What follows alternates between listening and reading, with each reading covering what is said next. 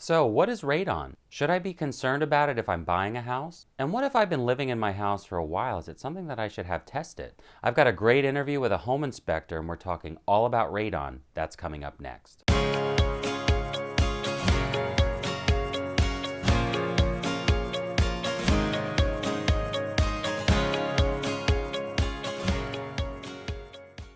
Hey, what's up, everybody? I'm Bob Dzienis, a local realtor with eXp Realty here in Bergen County and northern New Jersey. Thanks so much for joining me on my channel today. I really appreciate it. So today I have a great interview with Terry Darling. He's a certified home inspector. He services central New Jersey as well as northern New Jersey. In fact, many areas of New Jersey itself. And today we're talking all about radon. And Terry's giving insights into what actually radon is, why it's important to test for radon, and what are some of the health concerns that you should think about if you're purchasing a house or if you've lived in your house for a while. Maybe you want to consider getting your home tested for radon gas. So without any further ado, let's get right into the interview with Terry. Hey, what's up, everybody? It's Bob Dzienis with eXp Realty here in Bergen County, New Jersey, and I'm really excited to have a guest presenter for my video this week.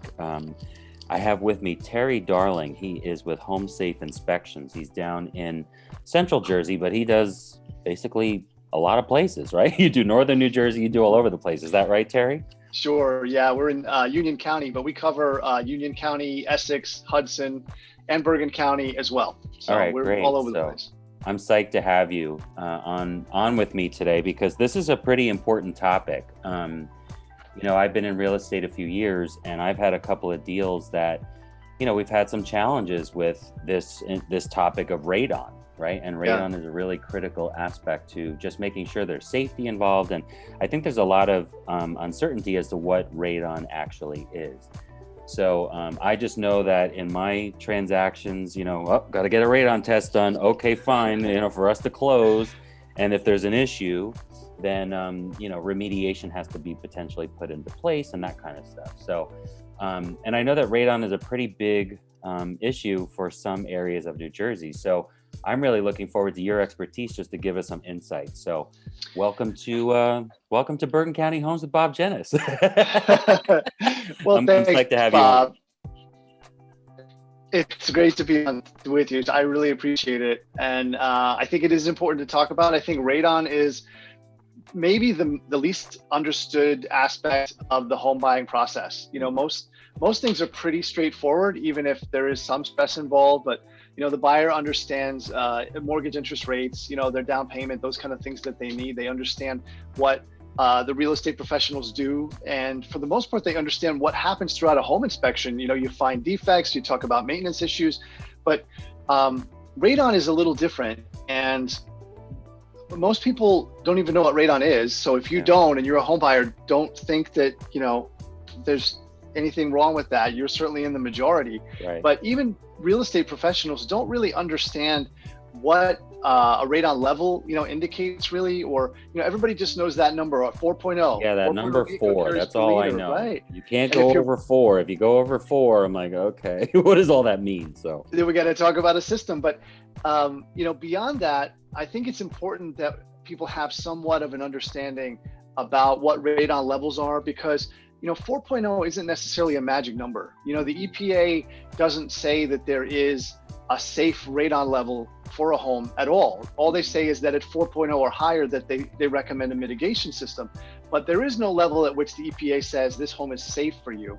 Okay. And depending on your history, your lung history, your family's lung health history, it may be beneficial to know, you know, some of the things we'll talk about today, so you can make an informed decision if your radon level is, you know, even less than 4.0. It may change the equation for you a little bit. So I am really happy to talk about it, and you know, hopefully shed some light on. As you and I were talking about this, I was joking with you because my mother, who's following my real estate career on Facebook and Instagram and all that stuff, has just been like, you know something, you should talk about radon. You should talk about radon. So when you reached out, I'm like, this is a great opportunity. Let's do this through an interview and an inspector. So, so I'm really psyched to learn more about this today. So thank you so much for joining me.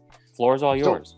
Thank you. Well, here's our introduction slide. So Home Safe Inspections is our company. And again, we're located in Union County, but we cover all over Jersey.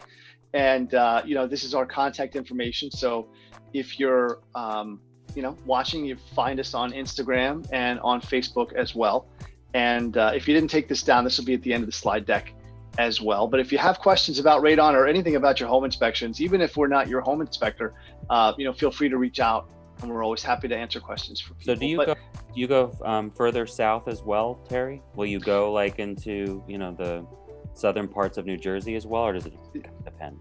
Sure. Yeah, we do cover Middlesex on a regular basis, and we also cover Monmouth County as well. So we really do have a pretty big territory as far as coverage goes. Yeah. All right. Just a couple of things we're going to touch on regarding radon. What radon is, like I said before, most people don't really know what radon is. They know it doesn't sound good because it sounds like it's radioactive gas, which is what it is. But a lot of people don't really understand exactly what it is. So we'll talk about what that, what radon is, and also why it can be a health concern to you and your family. And then also, throughout a home inspection process, you learn things. I always tell people, don't panic, don't ever panic. Everything can be fixed, including radon. Radon can be mitigated as well. And homes that do have a radon mitigation system, I've never seen a system that doesn't drastically reduce the amount of radon. Now, systems do need maintenance over time. Sometimes they can become less effective, but if you are shopping or you have a home that you own that has high radon, it doesn't mean that it has to stay that way. So there are certainly radon mitigation systems. And in fact, January is Radon Action Month, which is one reason we're talking about things now, because there are things that you can do to take that radon that's in your home and get rid of it. So we'll talk about that some. And I think that's one of the biggest questions that I get from home buyers, people who are purchasing is this going to be a safe home, right? Right. So, I know that there's mitigation systems, you're going to talk about that, but like, should I buy a house that might have a higher number in it? So this is perfect timing. So. Good. All right. So what is radon? So radon it's a naturally occurring byproduct of the breakdown of uranium, which happens underneath the Earth's crust. And that's really the reason why you can't see radon, you can't smell radon, you can't taste radon. It's coming up through the ground, and it's really everywhere. So even the air that you're breathing, that I'm breathing now, if you're out on the sidewalk, it has some level of radon in it. And the reason that radon is tested when a real estate transfer happens is because there's no other way to know just how high that level is. So you measure it with a professional test to tell if the level is at a dangerous amount in the air, and then if mitigation is required. We talked a little bit before about that magical 4.0 number for a real estate transaction. What that is, what it's measuring is picocuries per liter. And we have that fun word to say, picocuries, thanks to Madam Curie. Say, is that related to Madame Curie? That's her. That's exactly her. The first woman to win the Nobel Prize. And so that's who we have to thank there. And my daughter always reminds me of that. So, and she likes that word, and so do I. So picocuries doesn't make a lot of sense. It's a little bit inside baseball, but that's the unit of measurement with which we measure radon. So, and this, I said before, it's kind of everywhere. It is everywhere. So the average outdoor radon level is 0.4 picocuries per liter. The average indoor radon level for a home indoors is about 1.3. That doesn't mean that's necessarily safe, but 1.3 is well below the 4.0 threshold for mitigation, and that's in most homes. As you can see, I'm in my home office today. Right. As you can see, the joist above me, and I test the air here every other year, and we're between 1.1 and 1.3 every time I've ever tested it here. And obviously, I spend a lot of time in the basement, so that's the average home. If that's where your home comes back, you're right about average. Gotcha. And does the age of a home matter with radon? Like if it's a brand new construction home or something, obviously it's with the groundwater and soil, but could that make a difference at all? That's a really good question. Someone just asked me this question over the weekend as well, Bob. And if you want to go to that next slide, it'll give us some. Yeah, great. Sorry, I jumped ahead. That's okay. It gives you a good indication of sort of how radon comes up. So a new home isn't necessarily any less susceptible to radon than an existing home. Okay. And the reason for that is radon comes up through the ground, and really as it enters the home, it comes through cracks in the foundation walls. Mm-hmm. So that could be a French drain at the edge. It could be the sump pit where the sump pump is located. Homes that have, for instance, like a dirt crawl space, those homes are more susceptible because there's no retardant to hold, any type of gas in. It comes straight up through the soil. With new construction, homes can be built in a way where the foundation insulates from gases like that, but most of them aren't unless it's traditionally a high radon area. Okay. I had a home in Fanwood this fall. It was new construction, and their radon level was high. They were at like 4.4. And that builder put not a system in, but they put the plumbing for the system in. Mm-hmm. And then when the radon test came high, they just put the fan on, and the system worked great. We tested it again, and it really reduced it like to below 1. So new homes can be susceptible to it as well. It's really what's going on under the ground, Mm-hmm. as opposed to what is happening within the building. The building structure really just holds the radon in and sort of encapsulates it. Okay. And that's why you really don't know. So yes, even if you have new construction, it's really a good idea to have it tested possible. Because also, you don't have a baseline then, right? A new construction Mm-hmm. home's never been tested before. Mm-hmm. So it's always good to do that. Terry, do you know if New Jersey is more susceptible in regards to other states? Is it just our soil? Like, it seems to be kind of a common thing here in New Jersey. Do you know if that's the case? Like, is it in other states, or, I mean, obviously your experience is mostly New Jersey, but have you heard? I mean, I don't know. Is it in other parts of the United States? Like, how does this all work, Yeah, sure. It's in all 50 states and throughout Canada as well, but the levels vary. And the EPA website has a map of the entire country, which shows relative radon levels. And there's a Jersey map of that as well, which is helpful. In New Jersey, the higher level areas are typically Sussex County. It's just the bedrock that homes are built on there, and it's more common in areas like that. However, radon's funny. I live in Union County. I have tested at least 4 homes on my block, including mine. Mm-hmm. And the radon level has been relatively low, under 1.5 in all of them, except for one, and it was 3.9. Okay. And that house is 4 doors down from me. So, I told you before, my radon level here is right around 1.2, and just 4 doors down, it was, 3.9. What are the reasons for the difference? Again, it's what's going on under the ground. Right. So what's going on under the ground over there may be a little different than here. Right. And then also they might have a crawl space with a dirt floor instead of concrete or something like that. Mm-hmm. So just because I hear people often say, oh, my neighbor had low radon, they had it tested last year, it doesn't necessarily mean you do too. Right. And it just whatever's going on under the ground. So this slide that we're on here, yeah, sure.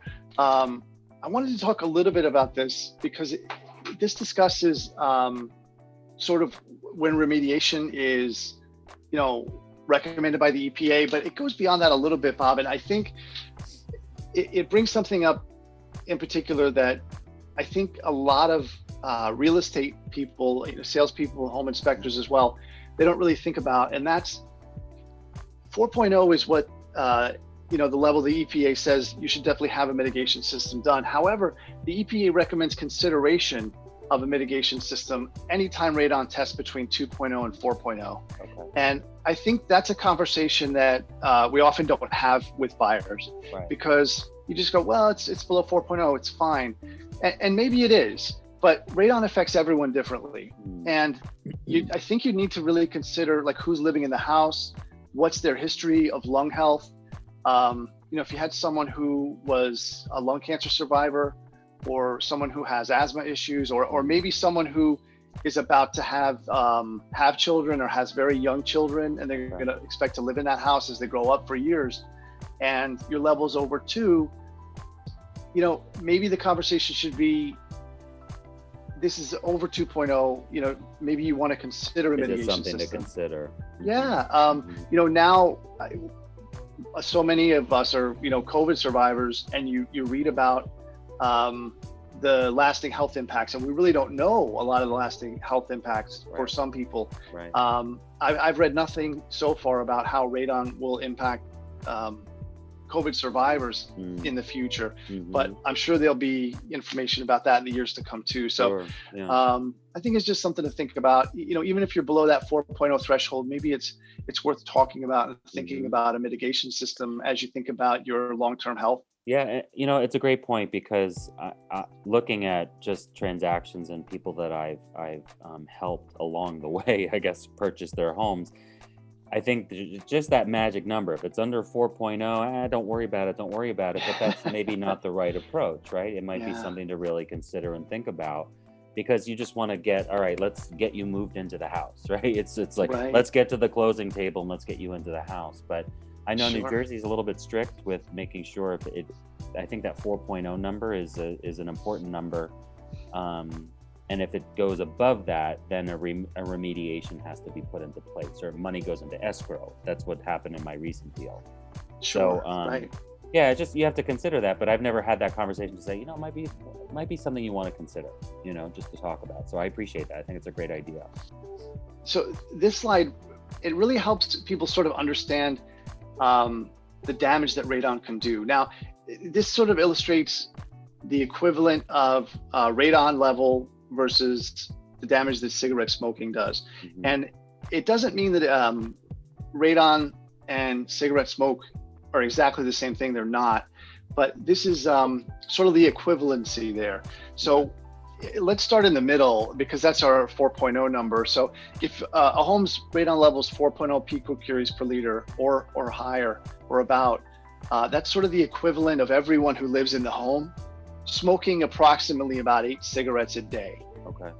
Now it's different. You're not getting nicotine. It's not impacting your lungs exactly the same way, but the damage done to the lungs is sort of similar. So that's at the mitigation threshold level. But we just talked about the recommendation for the EPA to at least have a conversation about possible mitigation when you're between 2 and 4.0 picocuries per liter. Well, the reason why is that 2.0 picocuries per liter is still 4 cigarettes a day equivalent as far as damage to lungs go.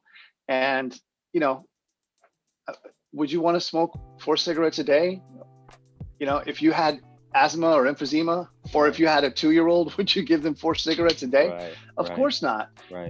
So I think this really sort of illustrates the damage that radon can do. And that's something that even people who understand what radon is, almost no one understands sort of the amount of damage that it can do to lungs. And I think you have to think of it from the longer term effects, right? So it's not that immediate, okay, I'm under 4, or in this case even 2, but biologically you might be impacted by it differently compared to other people. Who knows, right? So you're absolutely right. Yeah, just something to think about, it seems like. Definitely. And if you have a basement, that's finished and you spend a lot of time there, or that's your kid's playroom per se, or if you have a bedroom in the basement and that level is 2.0 or higher, that's a lot of exposure time. And the level exposure is one thing that impacts health, but the time of the exposure is another. So that's another thing to keep in mind.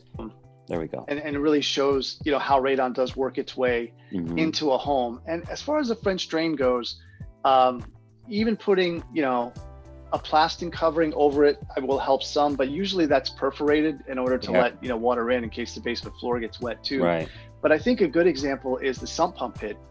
And there's a photo or an illustration of the sump pump pit here for us. I have one of those, Terry, and mine's not covered. So. All right, Bob. So you got to get a cover, and it should be plastic. Plastic. Because plastic's better than wood, because wood will let gases up through it as well. So the plastic cover is best. Okay.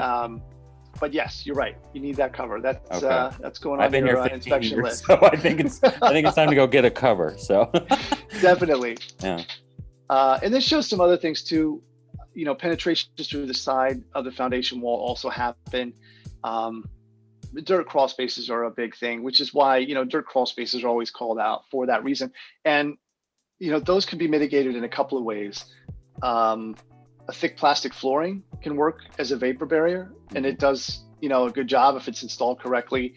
You can also pour concrete over dirt crawl space floor, and that does it as well. Mm-hmm. But if you do need a system to pump the radon out, Mm-hmm.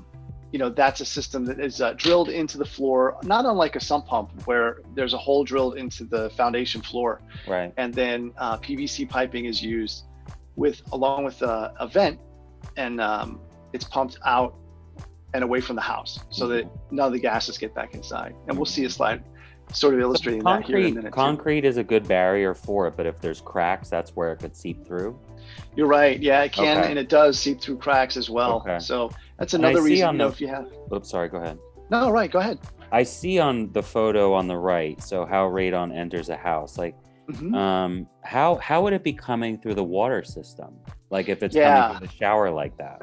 Sure. So, in our areas of Jersey, that's pretty rare. And usually when radon is an issue in water, it's where homes are on well water. It's when you have public water systems, it's very, very rare. So you don't Okay. see it often at all. Okay. We don't even do radon in water testing. I mean, it's really that rare. It's really in, rural areas. Okay. But that's a very good question because people ask that quite a bit. Right. And radon in water, it can be, a serious concern, Mm. but nothing that we deal with on a regular basis. So what to do to take care of your lung health if you have radon? Well, first thing is quit smoking. Anyone will tell you that the biggest health risk to your lungs is smoking cigarettes or, any type of tobacco. So if you're smoking, quit smoking. Mm-hmm. And then the second is to test for radon, to know what your radon level is in your home. Like we said earlier, radon is everywhere. So, we're not avoiding it. None of us are avoiding it 100%. Unless you live in an elevated building, and your floor's up, you're breathing some level of radon. So if you do live on the ground floor or, in a building that touches against the ground, have your radon tested. And if it's high, a mitigation system will almost always reduce the risk considerably. One question regarding tests themselves. Yeah.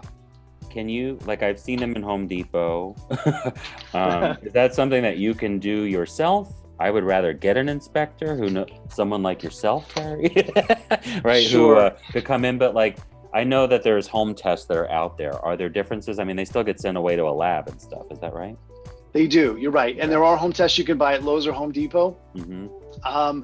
The accuracy of those tests, I can't really say for sure. A lot of the testing, as far as a professional test, is measured based on how the test is implemented. Okay. And making sure that all the controls for environment, weather, all the time, all those things are properly documented. So with a home test, you may or may not have those properly documented, but if anybody wants to do a home test, please, that's a good place to start, and I totally encourage it. Okay. As far as the professional tests, we use RTCA, which is Radon Testing Corp of America. That's our lab partner, and the test that we use, I don't know if we're getting video right now, but I'll show you this later too, in case we're not on video right now. But I'm holding up my canister here.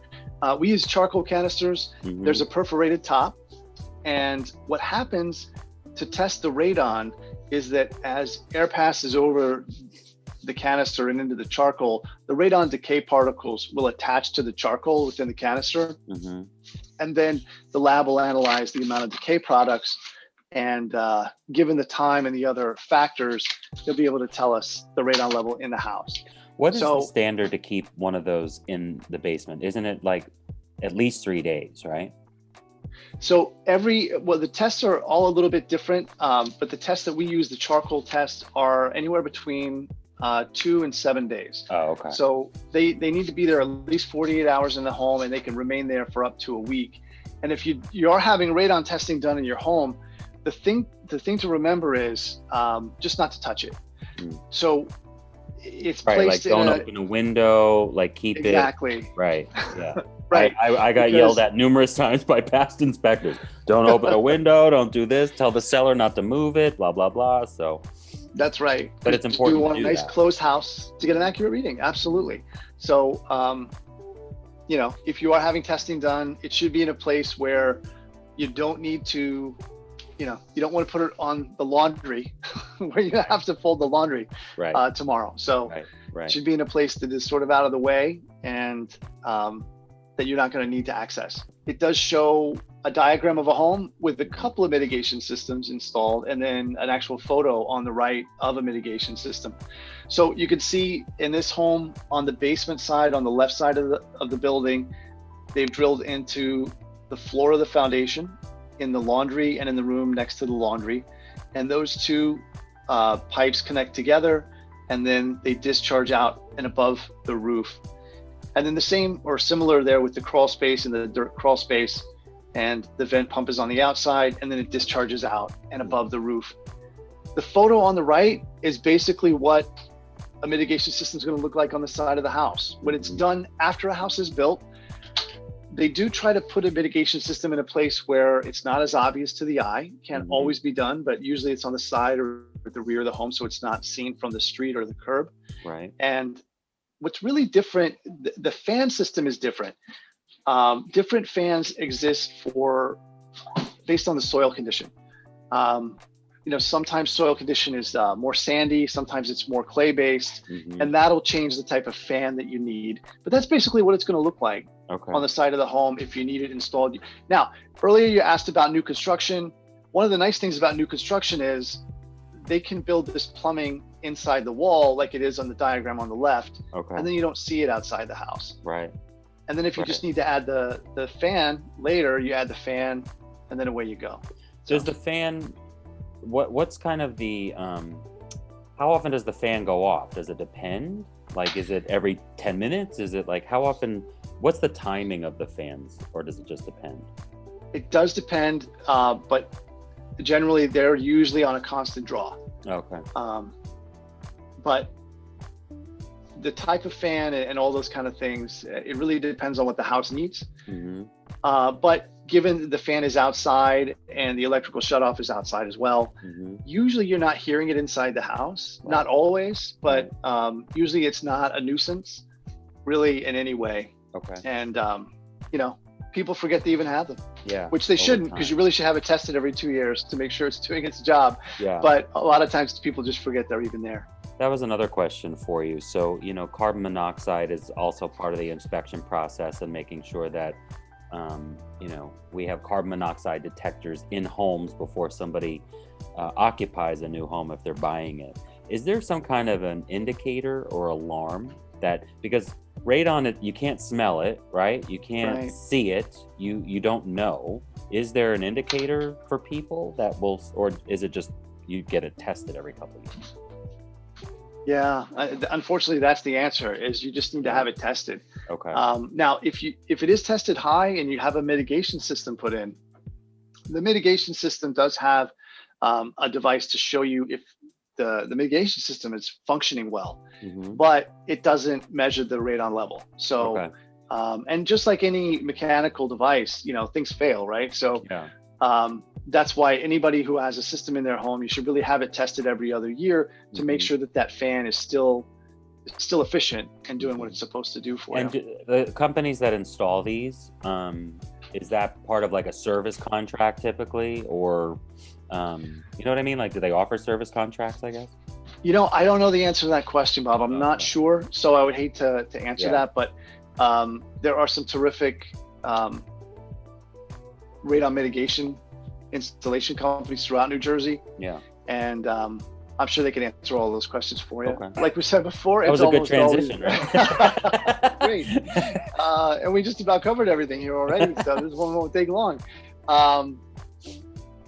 Different types of fans, we already talked about that. And then, cost, of course. People are always curious about what it's going to cost. Well, like anything with a home, it ranges depending on the home, the size of the home, the difficulty of the installation. But, usually it's between about $1,500 to $4,000 for a mitigation system. Okay. To be put in. Touch on the things that we went over today. So radon gas, it's radioactive and it's naturally occurring, so it's everywhere. And it is an impact on lung health. So radon's the second leading cause of lung cancer behind cigarette smoke. So it is something to be aware of, and so you can make the right decision as far as, So a good place your to radon go level. for people is like the EPA's website, would you recommend, to Yeah, kind of get more absolutely. perspective about radon itself and the effects and all of that? Definitely. I always Okay. recommend the EPA website. Okay. We have some radon information on our website as Mhm. well, but the EPA site has the national map, and it certainly has a lot more information than our site does. Okay. But either one of those places is a good place to start. All right. Oh, did I go? It is Radon Action Month, so Mhm. we have a special throughout January, and we do this every January. So it's $25 off our typical radon professional test. Mhm. And we're getting close to the end of the month, but we'll honor that for anybody who calls to schedule, even if you're scheduling for a February inspection. And we do offer that every year too. So if you want to have your radon tested next January, you can do that too, but Okay. we're always available. So our mission statement is accurate, on time, and easy to understand home inspections. Obviously, when you're looking to buy a home, you want to have a professional inspection done that really provides expertise on all the components and the maintenance of the home. Everybody wants that, but Yeah. beyond that, we really believe that the communication piece is extremely important, and the inspection should really be an experience for the buyer. Mhm. When someone's finished with their home inspection, I want them to feel like they know as much about that home as I do, and that they're comfortable and ready to move in, and not just paint the walls, but really know how to operate the house. All right, so Terry, listen, this was a lot of fun, really knowledgeable, really important information. And it's funny because my cousin, she's an architect, like design architect. She's taking some classes recently, and she said, I'm learning about radon. It's scary. Like, she goes, I know you don't have your basement pit covered. You need to cover that. I'm like, all right. I'm like, okay. So it's funny that she's been saying the same thing. So I'm gonna talk to you further about a cover and maybe a test. So, but in all seriousness, Terry, I mean, this was really, really informative, and I want to thank you for your time. And I look forward to collaborating with you further on some deals moving forward, and who knows what can come out of this. So. Bob, it's my pleasure. I thank you so much because. All right, so there you go, some really informative information about radon gas and why it's so important to have it tested when you're purchasing a house. But also, if you've been living in your home for a while, it's important to periodically have it tested for as well. So I want to thank Terry Darling. He's an awesome home inspector here in the central and northern New Jersey area. He really provided some great insights, and I just want to thank you, Terry. Thanks so much. So if you ever have any questions whatsoever about the northern New Jersey market or Bergen County in general, you want to know a little bit more about real estate, just feel free to reach out. Here's my information for you. Reach out anytime, give me a call, send me a text, or shoot me an email. I'm happy to answer any questions that you have. So again, I'm Bob Dzienis with eXp Realty here in Bergen County in northern New Jersey. I want to thank you all for watching, and I'll see you next week with my next video.